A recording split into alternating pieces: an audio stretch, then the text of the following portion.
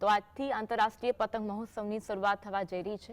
રાજ્યપાલ આચાર્ય દેવવ્રત દ્વારા ઉદ્ઘાટન કરવામાં આવશે। અમદાવાદમાં આયોજિત આંતરરાષ્ટ્રીય પતંગ મહોત્સવ 2025ના ઉદ્ઘાટન સમારોહમાં મુખ્યમંત્રી ભૂપેન્દ્ર પટેલ અને પ્રવાસન મંત્રી મુળુભાઈ બેરા તેમજ અન્ય અતિથિગણ ઉપસ્થિત રહેશે। આ વર્ષે આંતરરાષ્ટ્રીય પતંગ મહોત્સવમાં 47 દેશોમાંથી 143 પતંગબાજો અને ભારતના અન્ય 11 રાજ્યોમાંથી 52 જેટલા પતંગબાજો ભાગ લઈ રહ્યા છે। આ ઉપરાંત ગુજરાત રાજ્યમાંથી પણ 11 જેટલા શહેરોમાંથી 417 જેટલા પતંગબાજો પતંગ મહોત્સવમાં ભાગ લેશે।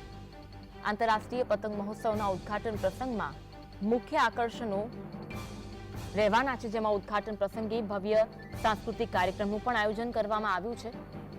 ત્યારબાદ ઋષિકુમારો દ્વારા આદિત્ય સ્તુતિ વંદના પાઠ થશે। એટલું જ નહીં, આંતરરાષ્ટ્રીય અને રાષ્ટ્રીય પતંગબાજો દ્વારા પરેડ પણ આયોજિત કરવામાં આવી છે।